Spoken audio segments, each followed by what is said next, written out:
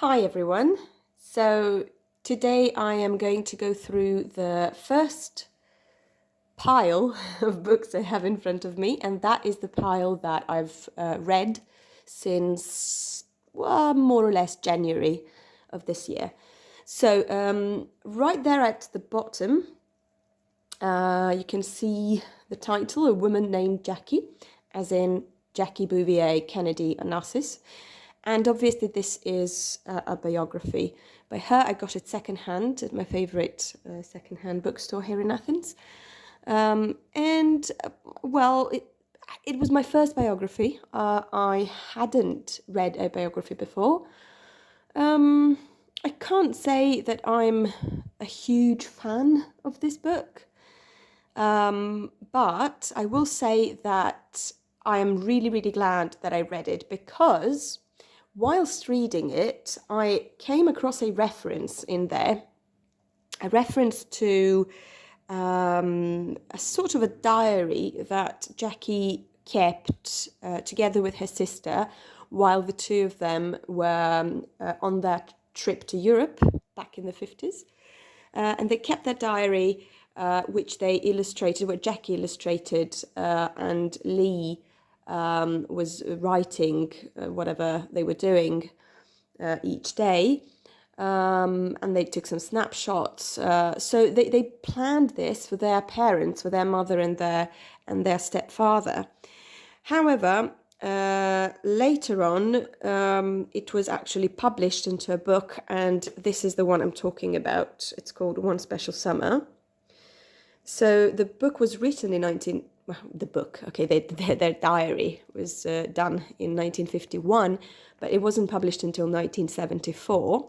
The one that I'm holding here is from 2005, but since then I think, I'm pretty sure, it's been out of print. So I'm really happy that I looked it up and that I managed to get my hands on one copy. I found it on Amazon. And it was, by the way, secondhand, but it's in excellent condition. I think it's brand new, actually. So it is just amazing what they did. They basically said this is Lee's handwriting, and everything that you can see that's drawn was done by Jackie herself. And just amazing how much detail they are, Jackie and Lee. This was obviously way before she became Kennedy, and Lee became Radziwill. There are some poems that Jackie wrote and illustrated so beautifully. Look at that. So anyway, I'm really, really glad that I read this one, because I managed to get to know One Special Summer. The next one I have here is, for me, a new find. It was recommended to me by my sister, and this is a Norwegian writer whose name I'm really going to just leave here on the screen. I'm not going to try and butcher it. I'll just call him Carl. Even though Carl is famous for his series of books called My Struggle, I haven't read those yet. He wrote these 4 books in a series, the first one of which is Autumn, which at the time I couldn't get my hands on. So I found Winter and started off with Winter. Fortunately, you can easily read them in any order you wish. So it goes autumn, winter, spring, and then summer. Yes, the book. It's also non-fiction, just like the biography I mentioned before. It's sort of an autobiography. The writer is actually communicating his thoughts to his unborn daughter. And these are actually something like essays on random topics, on random themes. But it is such an enjoyable ride, really profound, really easy to read, but also quite deep. I really, really enjoyed that one. The next one I have here is actually, I didn't read them exactly in the order that I'm mentioning them, but okay. So I started this one much earlier, actually before January, and I just finished it. And it's by Bill Bryson. It's called At Home, and actually I'm going to show you there is more to the title.